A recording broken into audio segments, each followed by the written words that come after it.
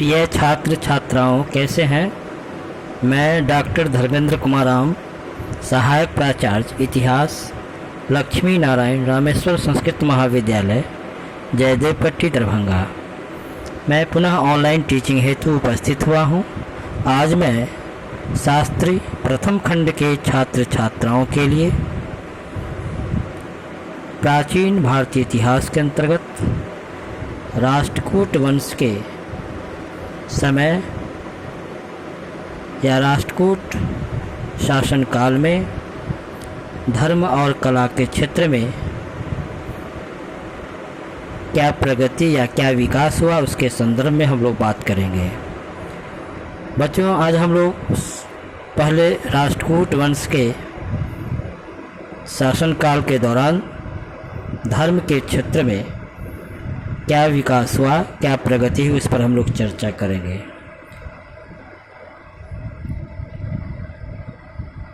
दक्षिण भारतीय इतिहास में राष्ट्रकूट वंश के शासनकाल का अपना एक विशेष ऐतिहासिक महत्व है। राष्ट्रकूट शासकों ने दक्षिण पश्चिम भारत के एक बड़े भूभाग पर लगभग 225 वर्षों तक शासन किया। अपने शासनकाल के दौरान उन्होंने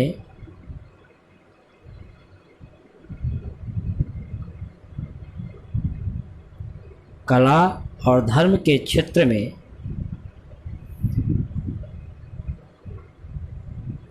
विशेष प्रगति की और उनका धर्म के क्षेत्र में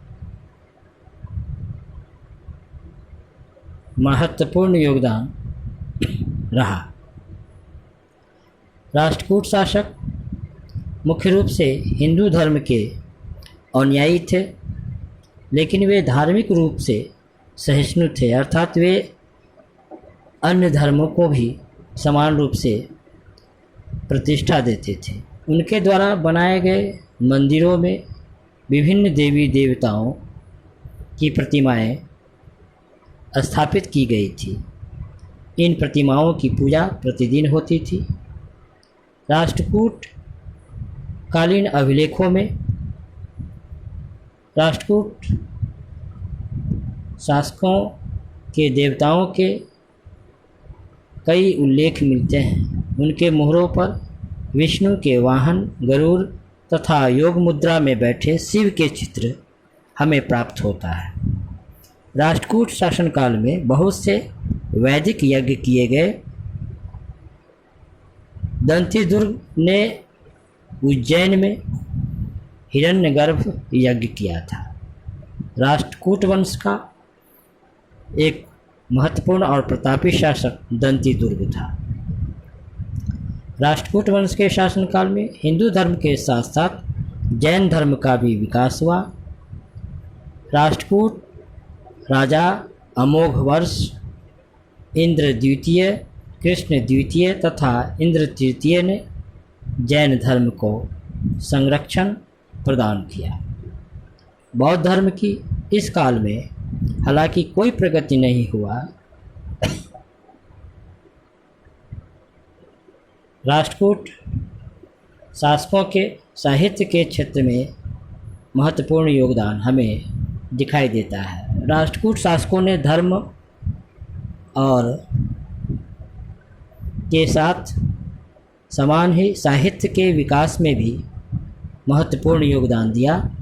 राष्ट्रकूट शासक अमोघवर्ष साहित्य के महान संरक्षक माने जाते थे।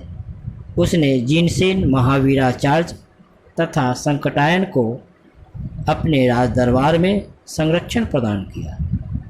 जिनसेन ने आदि पुराण की रचना की थी, जबकि संकटायन ने अमोघवृत्ति की रचना की।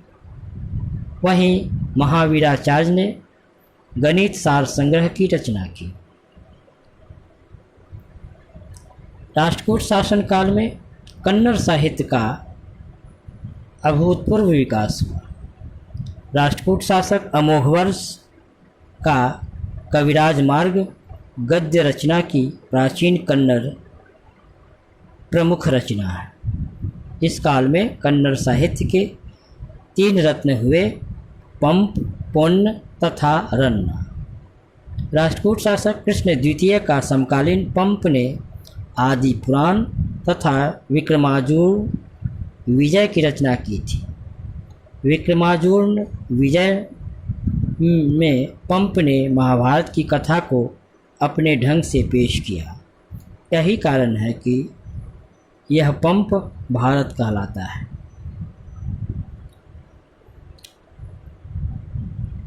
तो बच्चों, आज हम लोग राष्ट्रकूट शासन काल में धर्म के क्षेत्र में क्या उपलब्धि रही, क्या योगदान रहा, उसके संदर्भ में हम लोग बात किए। धन्यवाद।